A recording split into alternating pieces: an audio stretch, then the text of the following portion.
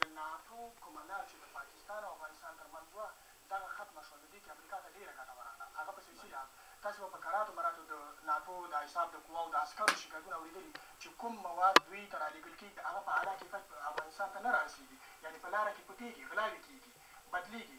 زه د ډېرو خلکو نه ترانسپورټ د ډریورانو نه ما دا خبره اورېدلې چې دوی به کانټینونه د کراچۍ نه رابار کړل، په لوړ کې بیا ودرېد، کلکونه به یې ورمات کړل، هغې نه به یې مواد ښکته کړل، بیا به یې تشناب کاغذونه به یې ور واچول.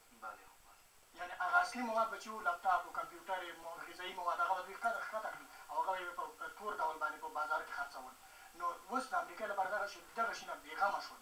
د دوی چې کوم مواد د هغه ځای نه د عسکرو دپاره راځي هغه سیاسي دي که پوځي بخښنه غواړم پوځي مواد دي که نور غذایي مواد دي د خپلو عسکرو لپاره که نور د هغوی ښاغلی زاخېلوال ایساف له یوې خوا وایي چې د پاکستان له لارې اکمالاتو ته دوی اړتیا نه لري. د ایساف وایان دا خبره کړې وه. له بلې خوا که چېرې واقعا دوی له دې لارې خپلو اکمالاتو ته اړتیا نه لري نو بیا د پاکستان پر وړاندې دومره چوپتیا لامل څه دی او دومره چوپتیا په څه معنا ده؟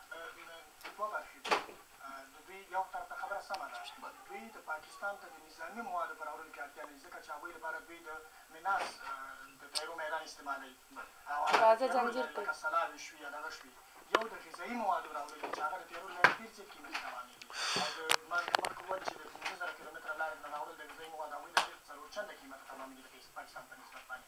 ناټو په دې یا ایساف په دې فکر کې دي امریکایان چې دوی په راتلونکي کلونو کې د عسکرو ویستل شروع کوي که نه کمېږي دلته عسکر.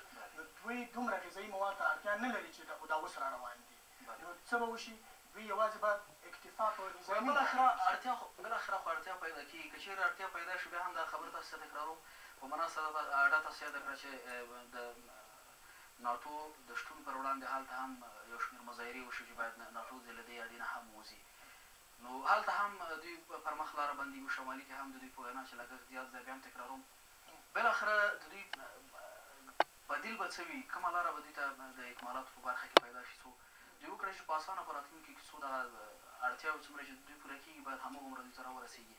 د بدیل لار که تاسې په ډاګه کې ډېر مختصر ده ښه لاره بدیل لاره خو همدغه د کراچۍ لاره ده خو د دوی که دا دوی ته دغه کړي نو دوی به امریکا دا اوس په دې باندې کار کوي چې دوی د بلوچستان کومې ازادي طلبې ډلې دي هغې باندې کار کوي چې بلوچستان یو ځان ته دولت شي تر څو دوی په اسانه د ګوادر نه استفاده وکړي کوټې ته چې هغه تقریبا 1400 کیلومتره لار ده یعنې 600 کیلومتره د کراچۍ د دغه لارې نه کمه ده.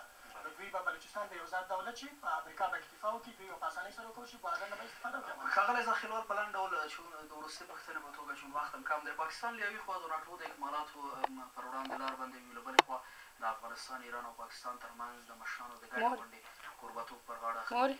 په نږدې راتلونکي کې هم ویل شوي دی چې له ناټو سره درې اړخیزه غونډه په دې برخه کې لري. څه فکر کوئ د دې دومخه سیاست نه د دوی مقصد څه دی؟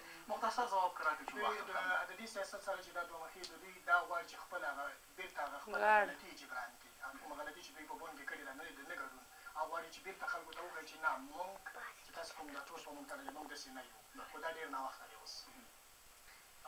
ډېره زیاته مننه کور مدان ښاغلی زاخېلوال ډېره مننه. قدرمن لیدونکو نور خبرونه هم لرو خو تر لږ ځنډ وروسته